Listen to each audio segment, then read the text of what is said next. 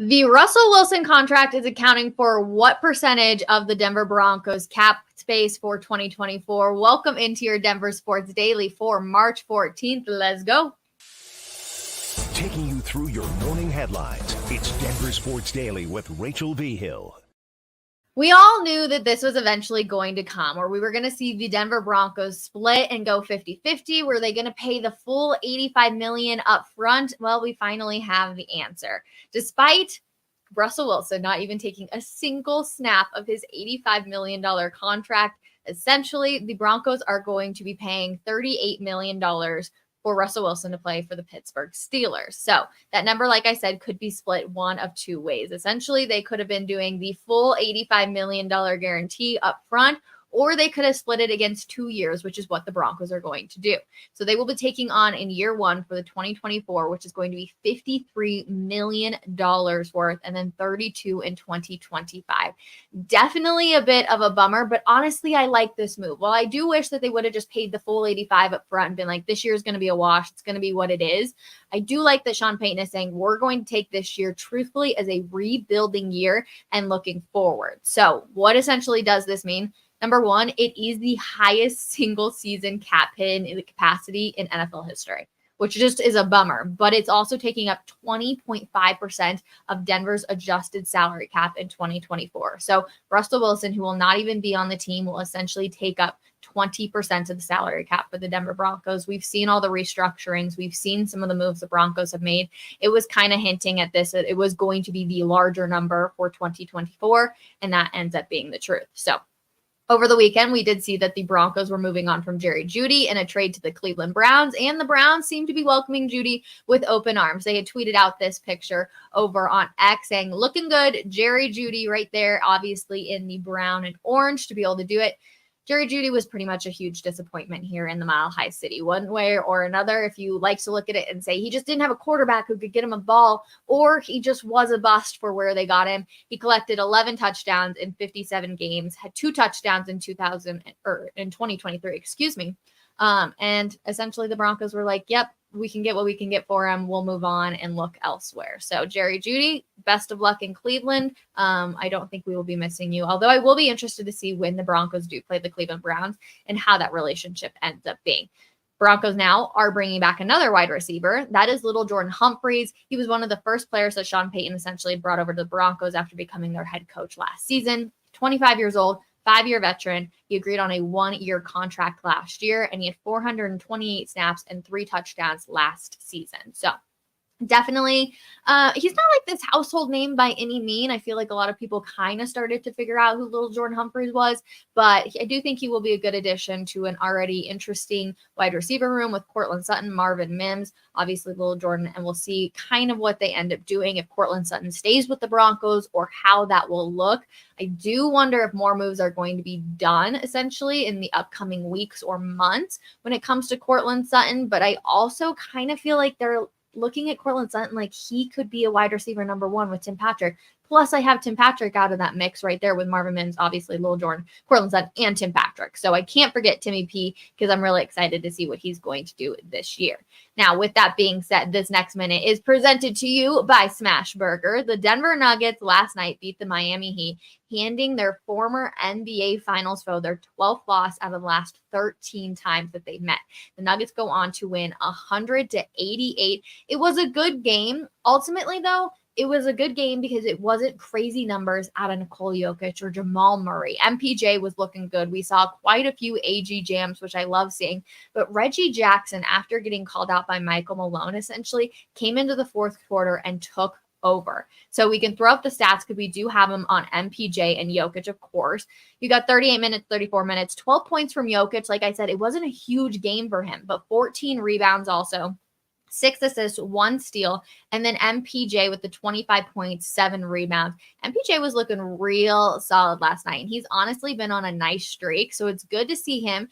This is what I think everybody out of like Nuggets Nation wanted out of MPJ. They wanted to see him put up big numbers, and so I'm really happy that we're finally able to do it. But Michael Malone said after the game that this team is unselfish. Take a listen. We're a family, and a lot of people say that, but I think our group is really connected.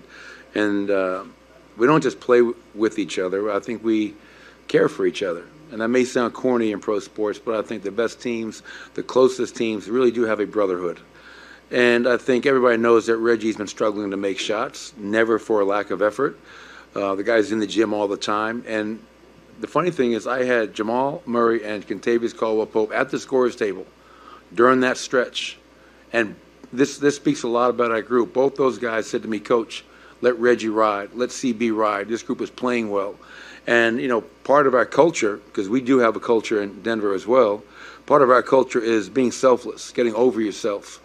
And I think that, you know, that's another example of how our team is always getting over the individual, thinking about the collective. And, you know, really happy for Reggie Jackson. You know, it hasn't been an easy stretch for him, but he showed out in the fourth quarter of a really important game for us.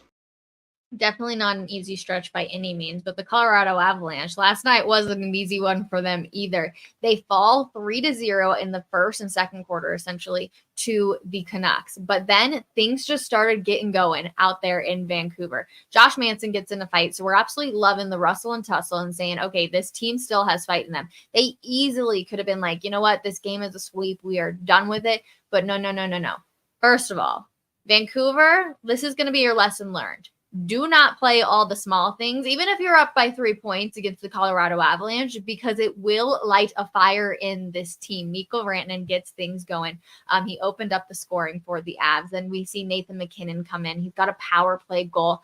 First of all, 42nd goal this season. Nathan MacKinnon has been an absolute dream to watch. We are so lucky here in Denver that we get to watch not only the best basketball player in the world, but one of the best hockey players, if not the best hockey player in the world. He has been outstanding. He's had 30 points over his last 14 games, including 14 points over his last 5. Yes, you heard me say that right. Ross Colton tied the game up for the Avs, and then they were headed into OT, and it was like, all right, Avs, you made it this far. You bounced back. Can you pull off the win? And of course, they're able to. Nathan MacKinnon with a shot, which we originally thought was going to be the game winner.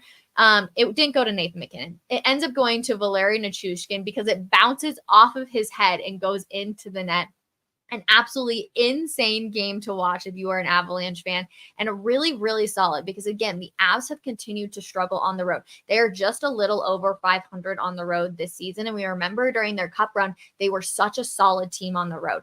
The different numbers that they have added essentially to this team in case, or also including like Casey Middlestat, like things are really starting to look good. They have built an army essentially for the playoffs, and we're seeing the chemistry really start to build. So this is great news if you are an Avalanche fan that they are able to come back in games like this, come back down 3-0 and be able to put up goals. This was a seriously impressive win for the Colorado Avalanche. I was so stoked about it. But you know what else I'm really stoked about? Both the Avalanche and the Denver Nuggets sit atop of the standings for their respective conferences. So in the Western Conference, you can see the Nuggets. They are up number 1 right there on their 4-game win streak. And then you got the Avalanche on a 5-game win streak right there atop of the Central Division. So things are looking good right there. Hopefully they can hold on. I think there's 16 more games for the Nuggets, and I believe close to 20. I don't remember the exact number, so don't quote me wrong, but for the Avalanche. So things are very, very quickly approaching as the playoffs will be here soon. Now, if you are in fact enjoying the snow day today, there is no better way to spend a snow day than planning your summer adventures. So you absolutely must go down to the RV show because there we go. But to the RV show that's happening down at the Denver Convention Center.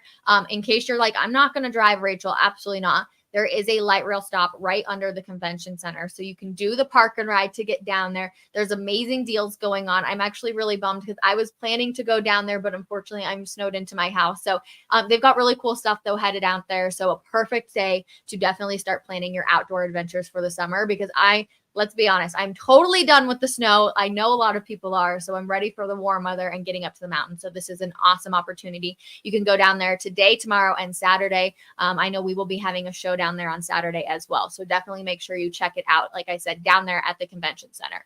Looking ahead to some of the quarterback news that's also going on. Of course, the Broncos are on the hunt for who's going to be their next quarterback.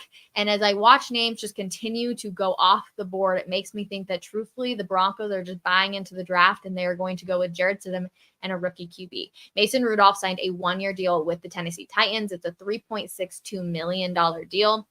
And then Joe Flacco also ends up signing a 1-year deal with the Indianapolis Colts. The deal is worth $8.7 million. I am learning so much about Joe Flacco because a lot of people have been reposting all of like the comments he said here in the Mile High City. And it looks like those comments have kind of gone everywhere with him. And I'm not going to lie, I'm starting to not become a fan of Joe Flacco. I'm just kind of like, okay, I'm over it. I'm done with you, Joe Flacco. Like, maybe it's time to get close to retirement as you're going to be on like your 7th team. And I don't even know how many years. So definitely interesting. $4.5 million of that contract is guaranteed for Flacco, but seems like each time there's a new name that just is getting ticked off the board, like crossed out. Okay, moving on. So who is going to be the Denver Broncos QB next season? The question is still to be unanswered. Last one for you guys, because of course March Madness is right around the corner, but we have conference tournaments also going on. So number 6 Utah will be taking on number 3 Colorado tonight. That is a really late start, 9:30 p.m. Mountain Time. And then we've also got CSU men's hoops in the Thomas and Mack Center in Las Vegas. So number 7 CSU taking on number 2 Nevada. Can they pull off the upset? I sure hope so. That is a 7 o'clock Mountain Time tip. So Selection Sunday is March 17th. Now, with all of that being said, I always love to check out some of your questions or in your comments. So let's get into them on this very, very snowy day in the Mile High City. Please stay safe. If you do head down to the RV convention show, definitely check out the RTD though. Can take you down there. The light rail can take you down there. So plenty of good stuff for you to be able to get down there as well. But let's see. Happy Thursday, Rachel. Happy Thursday to you guys as well. MPJ had 0 assists. How is that not selfish? I see your point here, which I'm like, okay, 0 assists. You got to be able to make some moves. But I think that it's whatever's working on the court. Like if there's somebody that is hot on the court, let them go out there and be that. And that has been MPJ recently. He has been really solid out there. I was happy to see Reggie Jackson have such a good night as well. But MPJ really has been this like shining star that, again, I think everybody was kind of hoping he would be. And then he had his back surgeries and it kind of delayed it. And everybody was like, he could be a major bust. MPJ has figured it out this year. He's figured it out on the defensive end. He's figured it out on the offensive end. He's been really, really good, especially coming out of the All-Star break. They're 10-1 after the All-Star break. And it does feel like, even though Michael Malone said, hey, we're not worried about getting that number 1 seed, health is number 1 priority. Well, I still do believe that is true. I think that number 1 seed is definitely in the focal points for Michael Malone and his staff. Like, let's see what we can do without pushing our boundaries a little bit too much. Let's see if we can capitalize and try and get that number 1 seed. So I get your point about 0 assists. How can that not be selfish? But I think it's just the fact that like who's ever on the court and whoever's making baskets, let them do that. That seems unselfish to me. Let's see. Last night's game was insane. What a shift by that Ross Colton line on the goal that just crossed the line. It was so stinking good. It was such a fun game to watch. I was down there at Fox 31 last night because I've been helping out over there. And we started to lose the feed because of the amount of snow and rain that was going on the satellites. And I was like so upset. So I'm stalking the game on ESPN and on my phone to like get updates. But we ended up seeing the Nichushkin goal, obviously, absolutely insane. It was so much fun to watch. Again, I thought it was Nathan McKinnon all the way. I'd even tweeted it out like, oh my goodness, Nathan McKinnon. We got to give credit to Val Nichushkin because it's something that goes off of your head like that. I know it has to hurt, but he took one for the team and they were able to pull off the victory. So major, major win. I had to watch last night's Avs game from the East Coast. I may have dozed off for a few minutes, but it was worth it. It was totally worth it. So much fun. Get your popcorn, Rachel. Get your popcorn. Absolutely. The playoffs are going to be here before we know it. I will be eating as much popcorn as necessary for hopefully 2 championships to come back here to the Mile High City. So there is plenty of good stuff happening. I appreciate you guys so much. Again, if you are traveling at all today, be safe with the snow here in the Mile High City. And if you are not here in the Mile High City, I'm very jealous because I'm ready for the warmer weather to come. But that's going to do it for Denver Sports Daily. Come hang out with Cecil Lammy and I at 12 p.m. We're going to be breaking down a bunch of Broncos stuff, of course, kind of looking at the deals that the Broncos have done, etc. So come hang out with us and we will see you then at 12 p.m. I would say get back to work, but I have a feeling a lot of people aren't at work today. So have a wonderful Thursday, everybody, and we will see you later. Bye.